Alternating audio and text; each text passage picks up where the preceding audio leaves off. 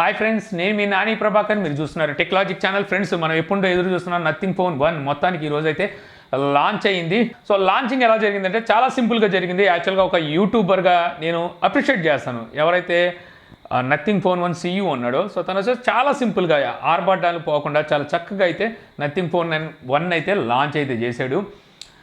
అంటే చాలా సింపుల్గా ఉంది. ఎలా ఉందంటే ఒక యూట్యూబర్ చేసినట్టుగా అయితే తన వీడియో ప్రజెంటేషన్ అయితే ఉందన్నమాట. ఒక ఫోన్ ప్రజెంటేషన్ అనేది చాలా సింపుల్ ఉంది. కాకపోతే ఇక్కడ వచ్చేసరికి జనాలు చాలా మోసం చేశాడు. అది తర్వాత మాట్లాడుకుందాం.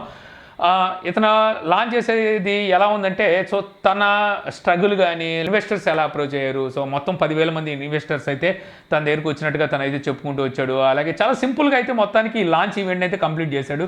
తర్వాత కొంతమంది పబ్లిక్ అనాలా, యూట్యూబర్స్ అనాలా, బ్లాగర్స్ అనాలా, లేకపోతే వ్లాగర్స్ అనాలా, ఎవరు అనాలో తెలియదు. ఎందుకంటే చాలా మొహాలు అక్కడ తెలియని మొహాలు అయితే చాలా కనబడ్డాయి అనుకోండి. సో వాళ్ళతో కూడా చెప్పించాడు. మొత్తానికి అటు ఇటు చేసి ప్రైస్ ఎంత అనేది అయితే రివీల్ చేయలేదు. ఫస్ట్ ప్రైస్ ఎంత అనేది రివీల్ చేయకుండా ఏదో సింపుల్గా కానిచ్చేశాడు. సో నథింగ్ అని పేరు పెట్టుకున్నాడు కాబట్టి నథింగ్ ఏమీ లేదు అన్నట్టుగానే మొత్తం ఈవెంట్ అయితే కంప్లీట్ చేసేసాడు.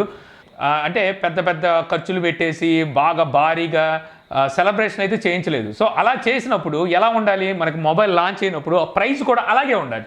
అంటే ఇక్కడ నేను చెప్పేది ఏంటంటే, నువ్వు భారీగా యాపిల్ లాగో, శాంసంగ్ లాగో, లేకపోతే షామీ లాగో, రియల్మీ లాగో ఏమీ చేయలేదు కదా, పెద్ద ఈవెంట్లు పెట్టలేదు. చాలా ఖర్చు తక్కువతో, చాలా తక్కువలో ఎంత ఖర్చు తక్కువ అయిపోతే అంత ఖర్చు తక్కువలో ఒక యూట్యూబర్కి మామూలుగా ఒక యూట్యూబర్కి జరిగే ఒక చిన్న వీడియో, మేము డైలీ పోస్ట్ చేసే వీడియో ఎలా ఉంటుందో అలాగే మాట్లాడేసి అలాగే పెట్టేశాడు.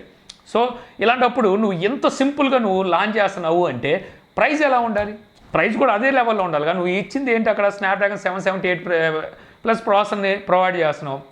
అఫ్కోర్స్ అందులో మీకు వైర్లెస్ ఛార్జింగ్ సపోర్ట్ ఉంది, డ్యూయల్ కెమెరా సెటప్ ఉంది, 2 కెమెరాలు మనకి 50 మెగాపిక్సెల్తో తీసుకొచ్చారు. సోనీ మెగాపిక్సెల్ అంటే సోనీ కెమెరా కూడా ఉంది.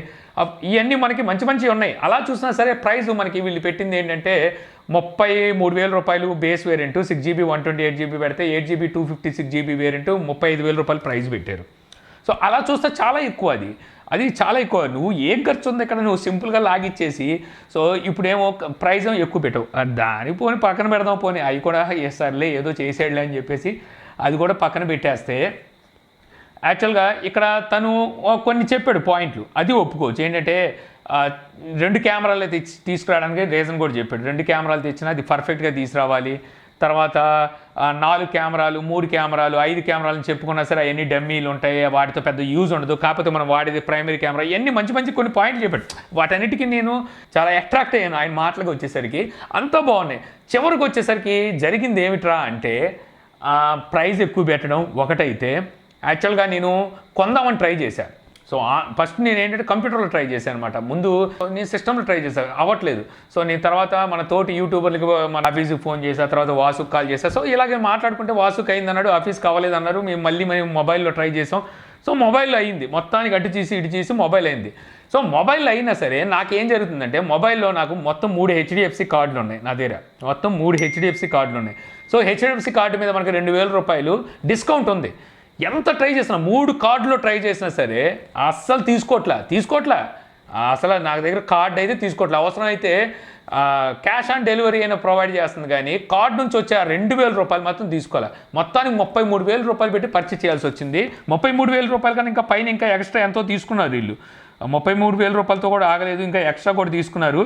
అంటే ఇప్పుడు నువ్వు కార్డ్ ఆఫర్ దేనికి ఇచ్చావు, ఇప్పుడు పాస్ కొనమన్నావు.